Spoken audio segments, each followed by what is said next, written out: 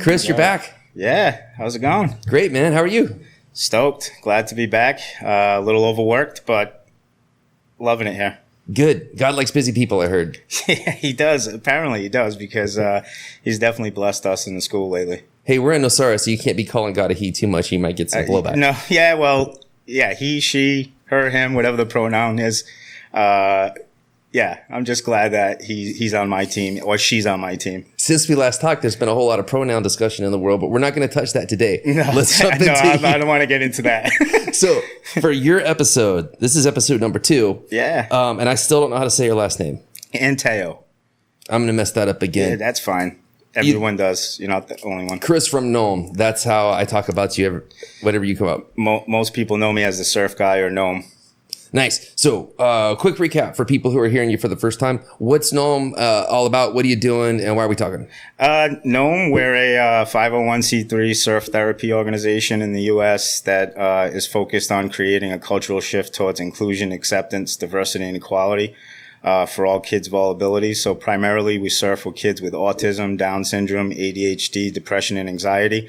And it's not about surfing, right? People are like, okay, surfing. And what we do is really, truly focus on creating happiness for the child, self-confidence, connection, and trust with the instructor, which, boils over into their everyday life and interactions with their family, friends, and mostly in their overall mental health. I don't think anyone on the planet would disagree with how awesome that is, by the way. Yep. I also think almost everyone on the planet would be confused by the idea of it. It's like, wait a second, I didn't think of autism and all these different, everything that you named. Yep. Surfing as being such a source of therapy. And by therapy, you're also not just giving a lesson and pushing them into the water. You're trying to change lives. So describe that to someone listening, please. Yeah, it's basically, we do a lot of like tandem surfing and building connection and trust with a child with autism. Like most of the academics out there in the world say children with autism don't understand emotion and things of that nature. And I would be the first one to tell you they couldn't be the farthest thing from being wrong. What we do in surf therapy is build that connection using the ocean and surfing. And we knew people were going to be like, okay, surf therapy. So we've been doing the research now for a few years. And in 2024, we were part of, this past summer, we collected data and we were part of the first ever global pilot study to determine the efficacy of surf therapy. You said 2024, I'm confused. Can you start again? In 2024 is when we will be published in the Global Journal of Community Community Psychology Practice. I got it. So the studies happening right now are going to be launched in some pretty big platforms in the coming years. Yeah, there's about 12 to 15 surf therapy programs across the globe.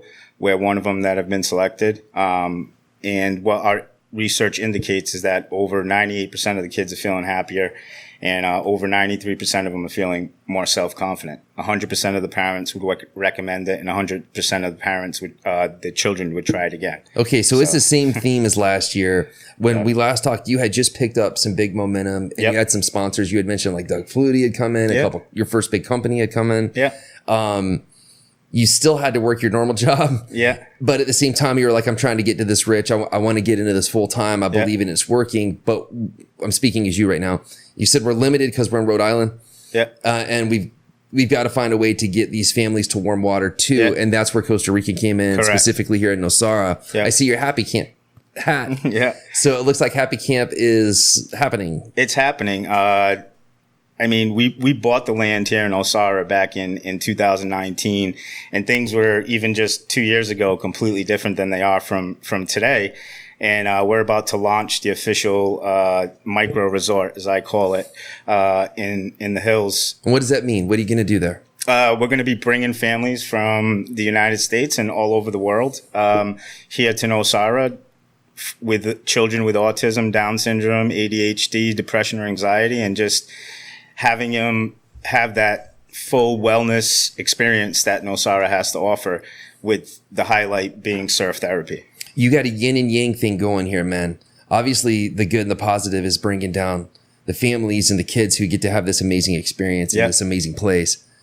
But at the same time, you're standing in a town where when someone first meets you and you're like, yeah, I'm bringing families down from the U.S., I don't think you made too many happy camp people with that statement until they've learned what happy camp is. Yeah. How do you deal with that? Because Nosara is not the easiest spot to get some sort of thing going like that. Because again, people are sometimes a little jaded or protective. And I'm not saying anybody's trying to be mean or has ill intentions. I'm just saying I know what it's like to come into the community and try to get something going. You're also not walking around the first thing you say, hey, I'm bringing people with health issues down for a great experience. You're just trying to live your life. And I'm imagining that there's some friction there, or is there? Of course, there's some friction. I feel like people maybe don't understand who I am or what we're trying to do here. Surf therapy is about community, and I need the community in Nosara to embrace what we're trying to do here. How can we help? Like, walk us through that. Come volunteer. Come in the ocean with the kids. Come see what we're actually doing. This isn't a business. It's a nonprofit. And what we're truly trying to bring to these families is healing.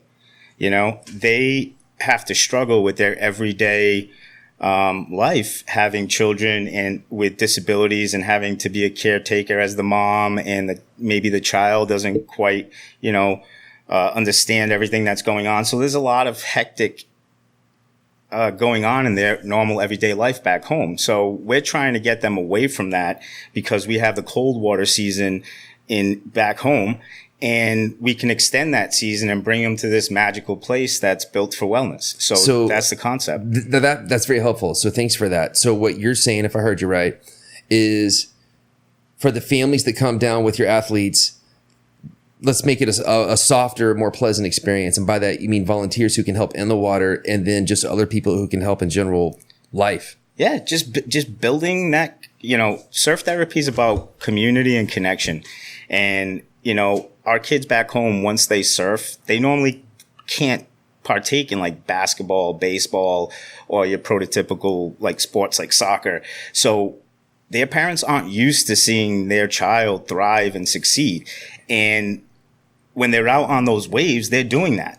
And if it's just watching on the beach and cheering these kids on and embracing Gnome for what we're doing, that's helpful to us. Like seeing the kid walk in the street, saying hi to the child, because they're not used to that type of social interaction and feeling like, they are the all-star, because they are, in my eyes. And that's what we're trying to give them by bringing them to this magical place in the jungle that's curated to the nines for surfing and wellness. And we want them to feel special.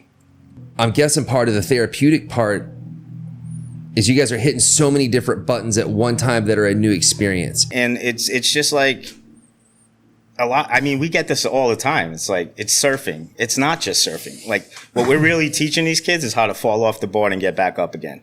Just like in life, they may fail at something because they don't understand it correctly. But in the water now, there's all these elements. They're getting smashed. They're falling. They think they can't do it. Then all of a sudden they catch that magical first wave and they're like, okay, so something starts to click for that child, for that family, to notice the self-confidence building in that athlete. Apparently so. If you're at a 98%, you say, success rate of a positive experience from an individuals who generally never get to have a chance like this. That's astronomically high. I'm guessing that's why your funding is starting to come in and you're getting more support. You're leaving your crazy investor guy job to be a crazy surf therapy guy.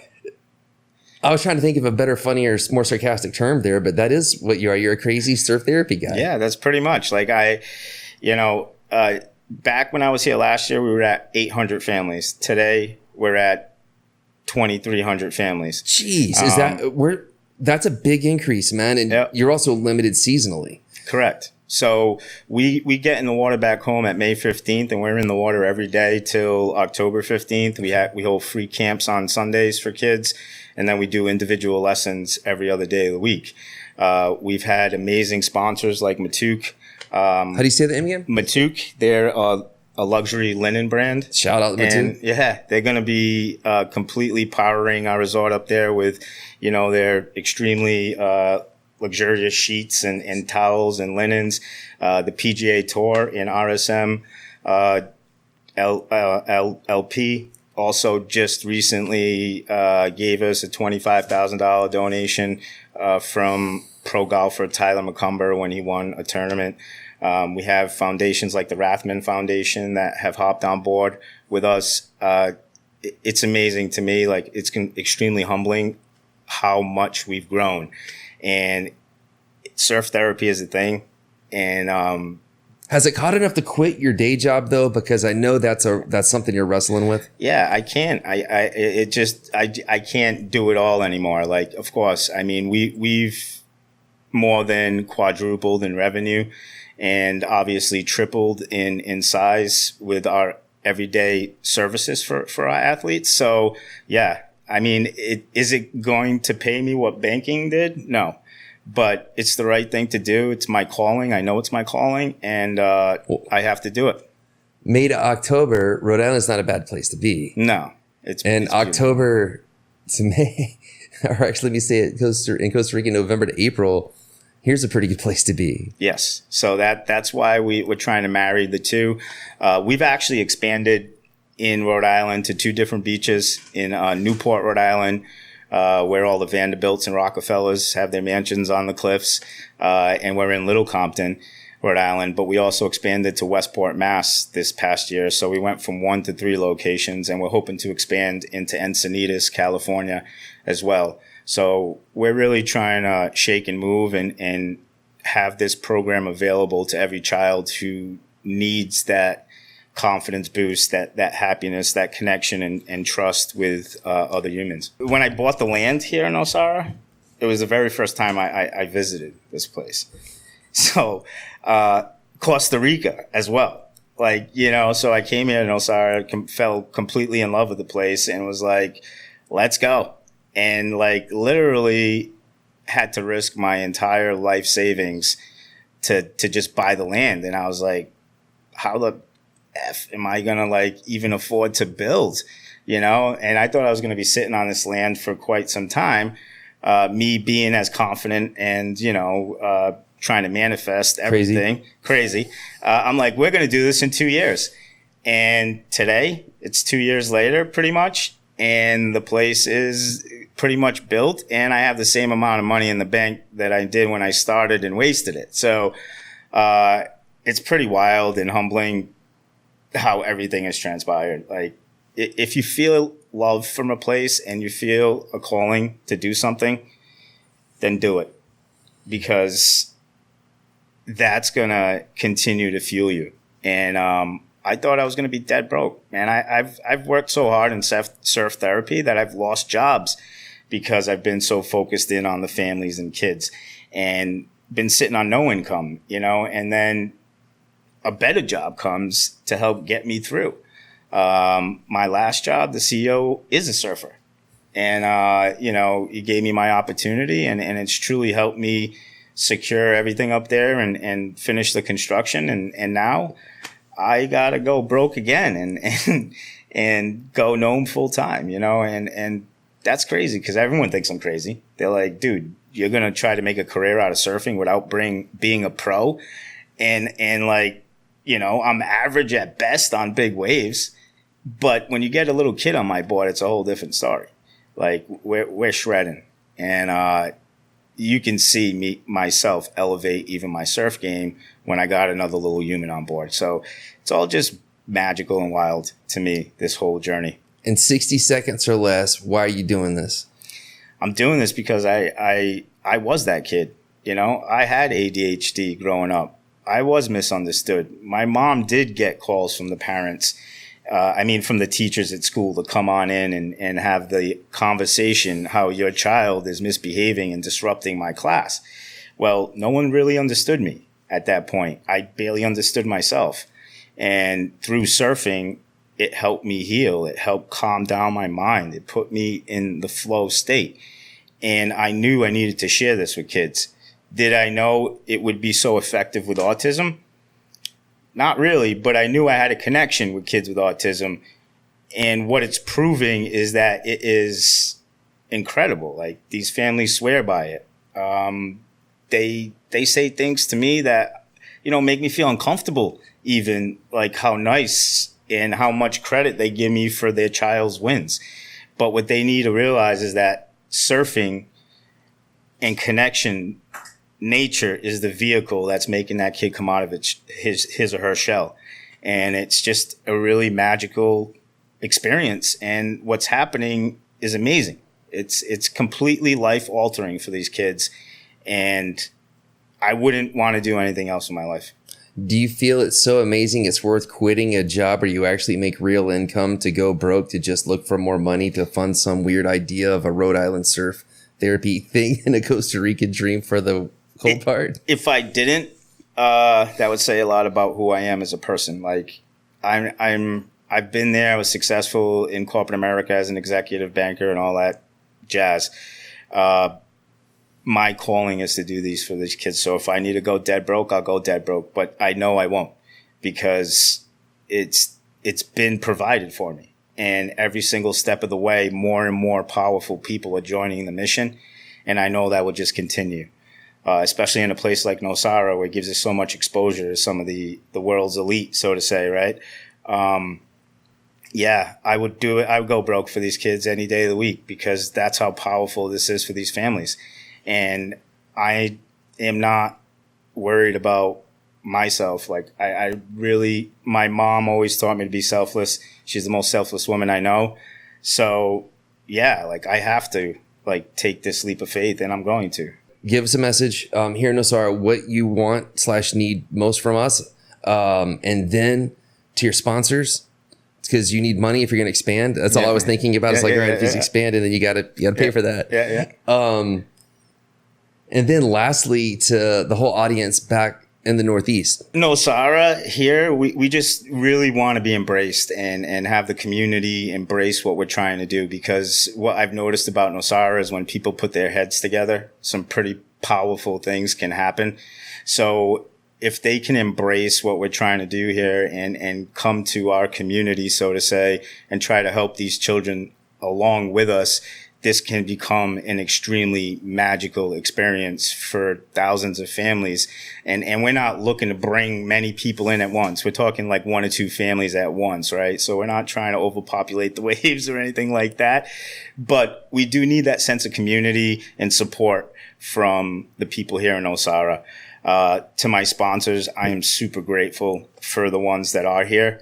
And they have been nothing but amazing to me and given me everything I've asked for, and without even asking sometimes. But yes, we always do need more. We need a Vans, one of those big sponsors to really embrace what we're doing as well. And to the people back home, I want them to know that we're never leaving home. You know what I mean? That's a lot of people ask me that question of, so when you're moving to Costa Rica? I'm like, I'm never moving to Costa Rica. Like, I have my program here. I will live there in the winter. And a lot of people back home don't quite understand how it all happened here. Seems like you're following the seasons is what it comes down to. Correct. You found a place that's great to do what you want to do. Seasonally, it's fantastic here. And there it's cold. And you can't get your athletes in the water. That's exactly it. And the people who make donations back home and the corporate sponsors, that all stays in the U.S. You know, I have self-funded this project here in Nosara to not tax my nonprofit, but now my nonprofit will support families in getting here. So a lot of the people that we're bringing here typically couldn't afford it, because they have a lot of other things, medical needs that their children have that they need to direct their funds towards. So support, obviously, financially is something we need, but we also need that support from the community and volunteers and people just wanting to come to the cause, Are you going to figure out, is it going to run dates? Because what you could do is let us know when you need the help. And yeah, we're bringing the first family that will stay here at Happy Camp on January 29th through February 6th this year. And then after that, we want to put together some video stuff and whatnot. Maybe we can do some sort of stuff with the family or whatever, right? We fully see this thing growing and people wanting to be here on a weekly basis. So eventually I'd like to train and hire some instructors here that are going to stay here and be able to also help with that. So that'd be cool. You can find that, man. Nosara, as grumpy it is when you just walk in and you're setting something up, just know there's a lot of love behind the scenes, and like when people figure out what's going on, it'll spread and it'll be good. It's this place is an interesting spot in the world. That's the vibe I get from Nosara, right? I grew up with undiagnosed ADHD, so I can be a little bit awkward when first meeting people and so on and so forth. So coming here to Nosara and it being as, you know, grumpy, so to say, or like, you know, so isolated, it can be tough making friends here. But once they do get to know me and the type of personality that I have and what I'm trying to do for children, I hope that they truly do embrace it like you yourself have. And I thank you very much for that. I truly think Nosara is a really magical place filled with love. And I know that once they get to know Gnome for real, that they'll be all in. I think so too, man. I think you just got to keep preaching your gospel, be repetitive, and that your message will get out there. It's good. I already know people are starting to ask just from your last podcast. Yep. So I think you're in a good spot. We already have like 3 or 4 volunteers that want to come and volunteer, but we're not set up yet. We will be in February, but it's still raw and we'll build, but we'll get some momentum here throughout that year. Coming up in 2022. We just need good people, you know, and there's tons of good people here in Nosara to help embrace and make sure these families get what they need. All right. Well, they're hearing you talk. Your message is good. You're a nice guy. You just look so scary. So like when you first meet you, it's like, wait, I could see that you're a wrestler. Yeah. And now you got the big beard and the hair going. Yeah. It's like, I hope he's in a good mood. Yeah. No. I'm like, honestly, a big teddy bear. You were a wrestler though. You were a wrestler. I was a college wrestler. I was an All-American actually in college, and I went to school on a Division I scholarship. So I can handle my own in a street fight, but I just, you know, I'm a big teddy bear filled with love, and my passion is to truly help these families overcome. Like, we're filling a void that, you know, they don't have your prototypical friendships and families due to the struggles that they have. So if we can bring families to stay here together, to build that bond, build that friendship, build that connection and community, that's what we're looking to do. What else would you like to get out there while you have this platform? Please, if you don't understand surf therapy, like do some research on our website at gnomesurf.com, GNOME surf.com, and understand what it is that surf therapy truly is. And it's not about becoming a pro surfer. It's about giving these kids happiness and self-confidence and connection. And we just want to continue to grow this, and we know it will. We're just scratching the surface. So we just want to create as many believers as we can out here. We all wish you the best. Thank you. And what we should do is don't forget to send us your updates, because what we could do is, because you're kind of building seasonally, right? It's kind of season to season. This year, you're further along than you were last year. Yep. And COVID kind of messed up the year before that. But you know what I'm saying? Like, that's what's happening, right? Yep. What you should do is keep us posted as to which dates you're going to run. Yep, absolutely. And at least let us try to line up the volunteers for the water. Yeah, absolutely. Because what's going to happen out of some of those volunteers, let's just say 10 people come out throughout the week, 1 or 2 of them will come back. And then you do that a couple seasons. Next thing you know, you're going to have a built-in. Exactly. And that's what we really want. Like, people back home want to come and volunteer here. But like, I like that too. But there's people here that I like to help as well. And it's not only volunteer opportunities that we have. Like, we'll have paid instructor opportunities, and, you know, people that help take care of the properties and the land and all that. So being a foreigner, it's hard to trust just anybody, especially building in another country. So by having that, really helps. You know what I mean? Those resources and people you can trust, like yourself, you know? So that's what we need. Cool, man. Well, people will listen to this, hopefully, and word will get out. Thanks for coming back. We look forward to having you again soon. Yeah, thanks, man. People will listen to this, hopefully.